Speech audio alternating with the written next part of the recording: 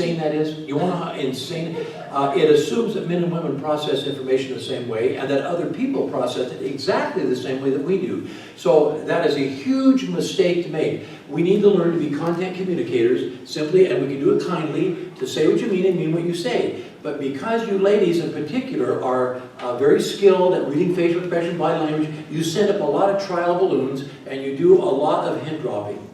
Now, men do hint dropping too. 80% of us are hint droppers. I don't know if I want to go into that whole story tonight. I guess I could do just a part of it maybe. What do you think? Should I do that? Okay. Well, my two favorite stories are these. Number one, when I was a teenage boy, and be an only child, but I was a teenage boy sitting there in our kitchen front room type thing and watching a black and white television. And my mom and dad were in the kitchen, and my mom went like this.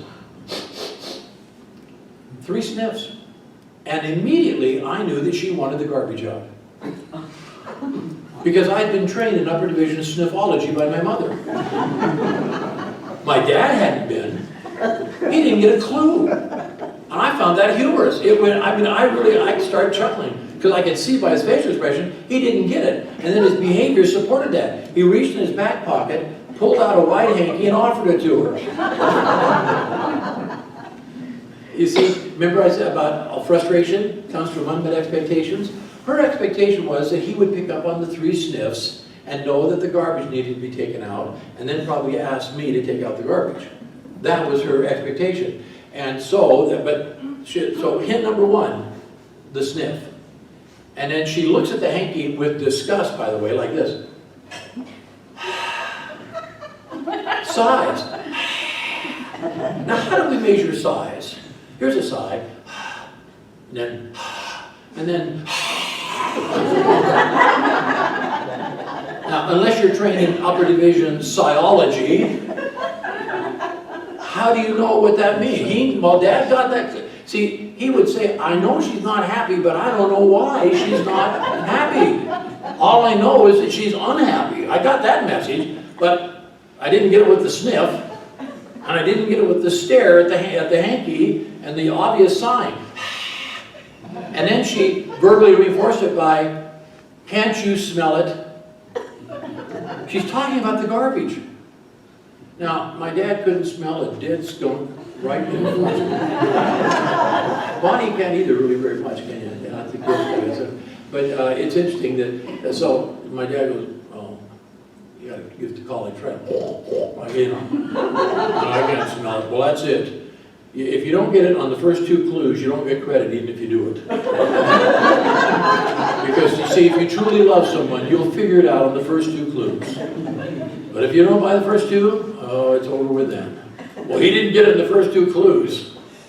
So then she goes to the final clue, which for which you get no credit, and stares at the garbage, which is under the sink behind 2 doors. And so she stares at it just like this. This is true to it.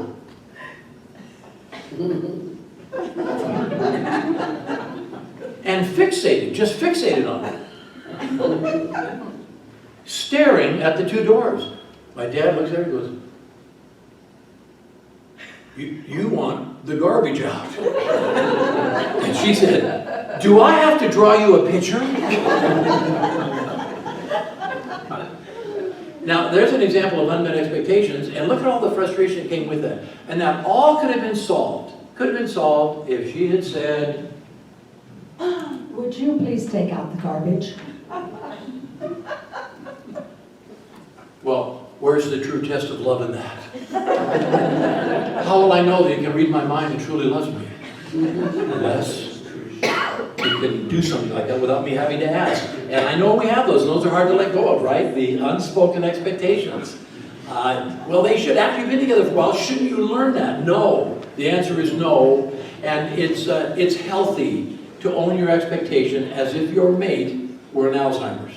And had no memory of everything you expect. Just own it in the present. I'm telling you how to reduce the frustration in relationships and how to increase our ability to be more loving and nurturing and not be as frustrated as people are when they're holding on to some traditions in our society that are counterproductive.